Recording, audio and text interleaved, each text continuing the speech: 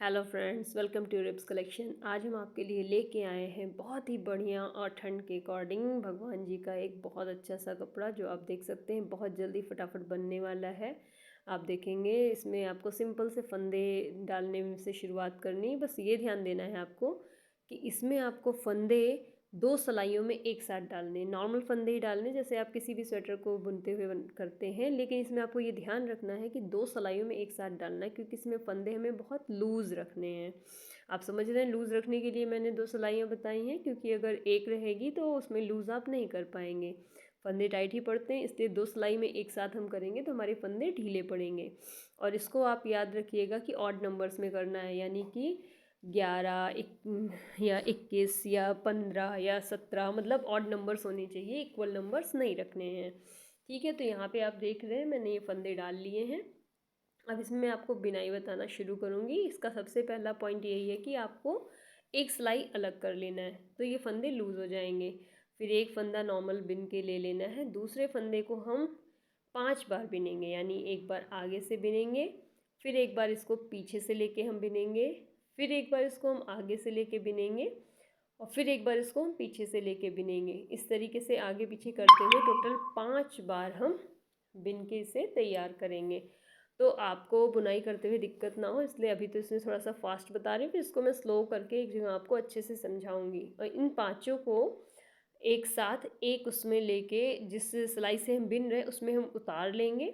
और फिर ये देखिए मैंने इसको आगे से फिर से इसी फंदे को, जो 5 हमने बिना था, इसी फंदे को एक साथ फिर से एक ही फंदे की तरह बिन लेंगे, यानी एक ही फंदे बना के इसमें से धागा निकाल के और इसको बिन के हम अलग कर लेंगे।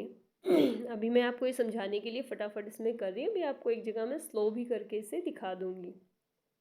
फिर उसके बाद इस फंदे को हमने नॉर्मल बिना है, फिर इस फंदे को हम 5 बार बिनेंगे, यानी एक फंदा हमारा सिंपल रहेगा, एक फंदा 5 वाला रहेगा, फिर एक फंदा सिंपल रहेगा, फिर एक फंदा 5 वाला रहेगा। ऐसे ही आपने जितने भी फंदे लिए हैं उसमें आपको, जैसे मैंने एक छोटा फोटो वाली माता जी हैं उनके लिए बनाया है, तो आप जितनी बड़ी मूर्ति या जिसके लिए भी बना रहे हो उसके अकॉर्डिंग आप फंदे ले सकते हो। तो जितने फंदे आप लोगे उसमें एक फंदा आपका नॉर्मल बिना जाएगा, एक फंदा आपका 5 फंदे बना के बिना जाएगा। इस बात को ध्यान रखिएगा, नहीं तो आपका पैटर्न ख़राब हो सकता है। तो देखिए इसमें मैंने 5 फंदे लेके और फिर पाँचों को सिलाई में उतार लिया है, उसके बाद पाँचों को एक साथ फिर से बिन दिया है। इस बात पे आप स्पेशली ध्यान रखिएगा कि पाँचों को दोबारा से फिर से हमें बिन के तभी आगे बढ़ना है, अगली सिलाई का वेट नहीं करना है। देखिए वो जो हमने एक फंदे को 5 बार बिना था, उन्हीं पाँचों को एक साथ मैंने लिया है, और उसके बाद फिर उन्हीं पाँचों को एक साथ लेके एक ही जगह एक ही फंदे के रूप में उसको निकाल लिया है। फिर एक फंदा सिंपल बिन लिया है। तो इसी तरीके से ये वाला पूरा हम जब करेंगे तो ये बहुत अच्छा बन के तैयार होगा। अब देखिए इसको मैं आपको बहुत धीरे धीरे और सिंपली समझाती हूँ। उसमें थोड़ा सा फास्ट था, इसलिए मैंने एक छोटा सा वीडियो क्लिप और आपके लिए डाला है ये। तो देखिए इसमें सबसे पहले हम सिलाई को निकाल के फंदे को लूज़ करेंगे और उसके बाद फंदा बनाना शुरू करेंगे। तो अगर आप मेरे चैनल पे फर्स्ट टाइम आए हो तो मेरे इस चैनल को सब्सक्राइब कर लो, क्योंकि मैं आपके लिए बहुत ही इजी और सिंपल लेके आती रहती हूँ पैटर्न्स, जिससे कि आप, जिसने कभी सिलाई नहीं उठाई है या जिसने कभी निटिंग नहीं की है वो भी इजीली निटिंग कर सके। तो देखिए मैंने पहले एक नॉर्मल फंदा बिन लिया है, उसके बाद एक फंदा मैंने आपके सामने की तरफ से बिना, और बहुत लूज़ बिनना है, ये ध्यान रखिएगा, इस पूरे को बहुत लूज़ करना है, इसीलिए हमको बहुत हल्के हाथ से करना है। फिर एक फंदा मैंने पीछे से बिना है, आप देख रहे हो, उसी एक फंदे को मैंने पीछे से बिना है पर उतारा नहीं है सिलाई से। फिर से ये देखिए आगे से बिना, और आप देखेंगे इसको उतारा नहीं, बस ढीला करके खींच लिया सिलाई को, जिससे पैटर्न हमारा फंदा ढीला ढीला हो, पर उसे उतारा नहीं है। और फिर पीछे से बिन लिया तो ये आपका 4 पूरा हो गया। अब इसके बाद फिर आगे से बिनेंगे तो ये एक ही फंदे का 5 फंदा पूरा हो जाएगा। अगर आपको थोड़े कंगूरे छोटे डालने हैं तो आप 3 भी कर सकते हो इसको, पर हमने थोड़े मोटे कंगूरे के लिए 5 किया है। तो अब देखिए ये पांचों बन के तैयार हुआ है। अब इन पांचों को हम इस सिलाई में उतार देंगे। एक एक आप करके भी उतार सकते हो, और जब आपको प्रैक्टिस हो जाएगी तो एक साथ भी आप उतार ले जाओगे, कोई दिक्कत नहीं आएगी। तो हमने एक सिलाई से दूसरी सिलाई में ये 5 के पाँचों उतार दिए हैं, देखिए। और जब ये पाँचों इसमें आ जाएंगे तो इसको दोबारा से हम फिर से एक ही फंदा बना के कर लेंगे। तो जब हम एक ही फंदा बना के इसे बिन लेंगे, इसको थोड़ा संभल के सावधानी से उतारिएगा, क्योंकि कई बार ये स्लिप कर जाता है। और फिर जो लोग चूँकि बिगनर्स हैं, मैं बिगनर्स के लिए ही बताती हूँ, तो उनको थोड़ा सा दिक्कत आ सकती है, इसलिए पहले आप एक में करिए और फिर दूसरे में इसको उतार लीजिए। और फिर इस तरीके से इसको जब आप करेंगे तो ये होना स्टार्ट हो जाएगा। अब आप ये देखिए कि ये पूरा का पूरा एक हमने कर लिया और इसको दोबारा से फिर लेना शुरू कर दिया। देखिए इसमें इतना पूरा बन के तैयार हो रहा है। ये हमने 5 के पाँचों लिए हैं फंदे, और पांचों को फिर एक ही सिलाई में उतार के एक ही फंदे की तरह इसको बना के देखिए निकाल लिया। आप हाथों से ईजिली धीरे धीरे करिए, चाहे जैसे करिए, बहुत स्लोली। उसके बाद इन पांचों फंदों को हमें उतार के अलग कर देना है। फिर अगला फंदा नॉर्मल बिनना है। तो देखिए किस तरीके से ये बन के आ जा रहा है। अभी ये क्यों कर रहे हैं ये हम आगे आपको बताएंगे, बस अभी इतना आपका समझना ज़रूरी है। फिर इसके बाद इस फंदे को हम 5 बिनेंगे। एक मतलब फर्स्ट आगे से, फिर पीछे से। इसी फंदे को पीछे से थोड़ा दिक्कत होती है, इसीलिए हमने कहा लूज़ रखना जरूरी। लूज़ रहेगा तो दिक्कत नहीं होगी। देखिए पीछे से हमने इसको बिना, ये निकाला। अब इसको नॉर्मल की तरह बिन लेंगे। अपने सामने ही रखना है, कहीं से घुमाना नहीं, कुछ नहीं, बस एक बार उसी को पीछे से बिनना है, एक बार उसी को आगे से। फिर ये फ्रंट वाला हमने ये देखिए बिन लिया है। अब फिर इसी फंदे को देखिए बिना उतारे, उतर रहा था, मैंने बचा लिया। हम लोग करेंगे तो गलतियां तो होंगी, लेकिन कोई बात नहीं, गलतियां भी हम ही करते हैं, संभालते भी हम ही लोग हैं।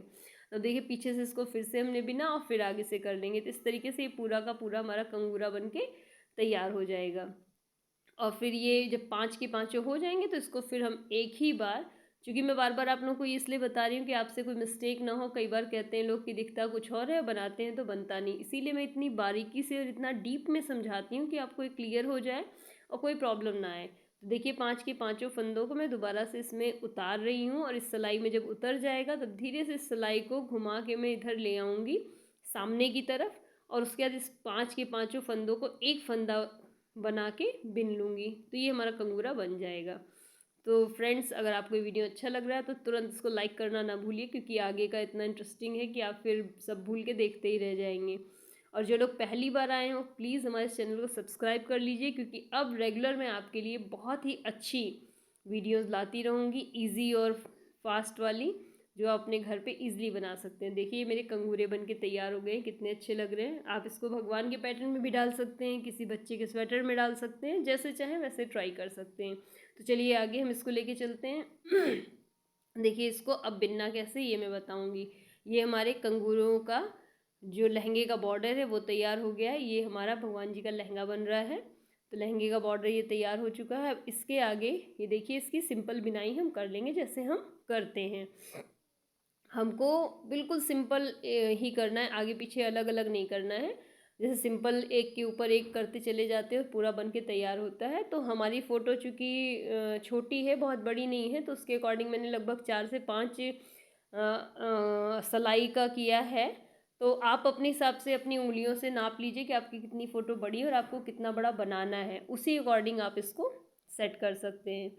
तो आपको जितना बड़ा बनाना है उतना आप डायरेक्ट बिनते चले जाइए। इसमें थोड़ा सा मैंने ट्विस्ट दिया है, वो भी मैं आपको आगे बताऊंगी, तो आप उसको देख सकते हो।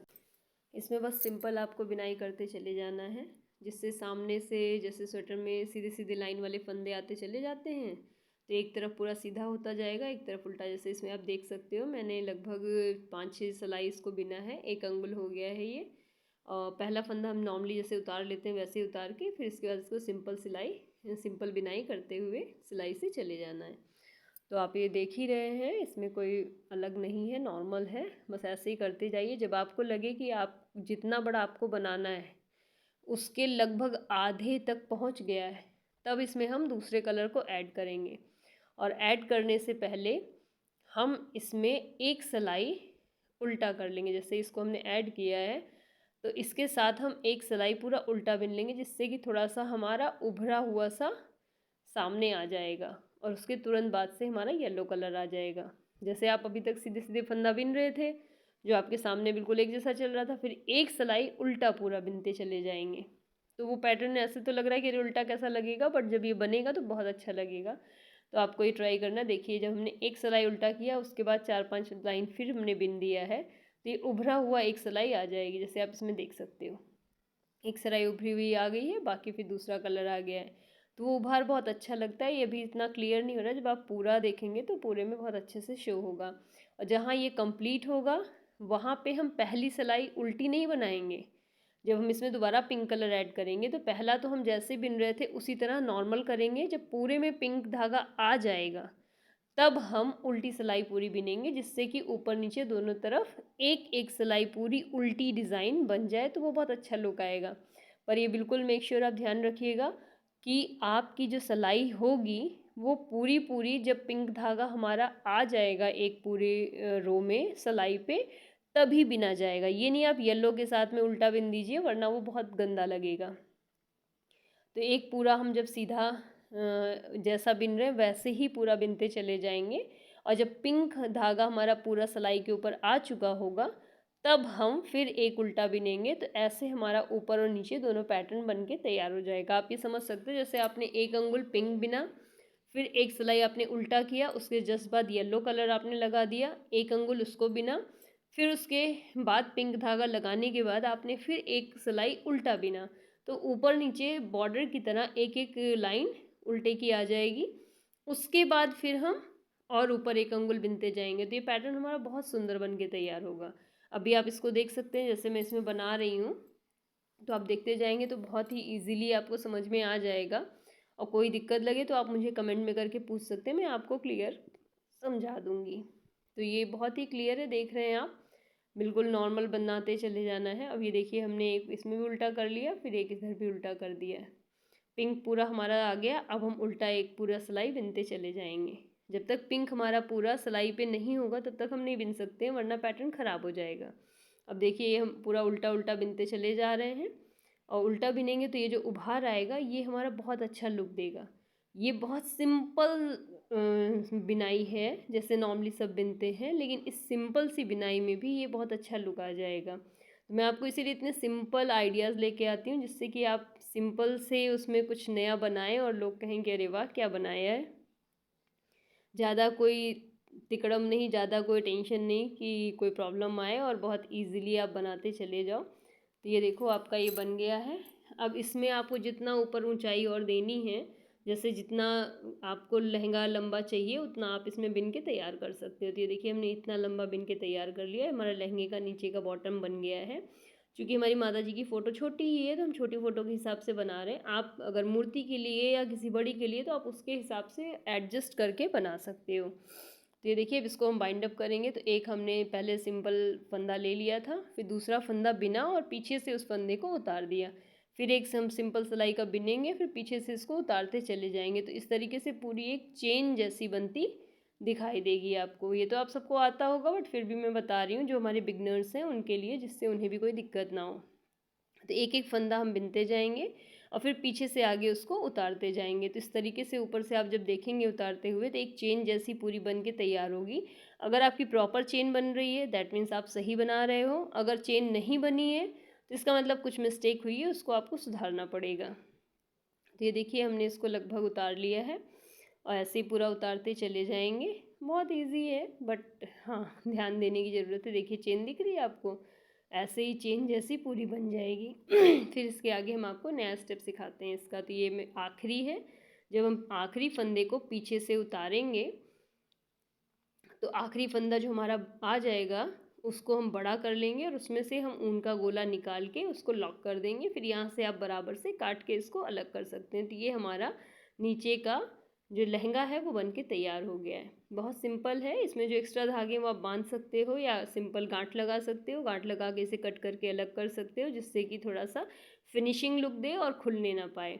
तो जितने भी एक्स्ट्रा धागे इधर उधर हैं उनको काट के अलग कर दीजिए। अब देखिए यहाँ आप देख रहे हैं, आप चाहे अलग अलग कलर के भी धागे ले सकते हैं। क्योंकि मैंने दो ही पैटर्न लिया है तो इसलिए मैंने दो ही कलर को लिया है। इसमें येलो दो है और पिंक एक है। इसको एज अ जैसे चोटी बनाई जाती है वैसे इसको पूरा करके मैं इसकी एक पूरी पतली सी डोरी बना लूँगी।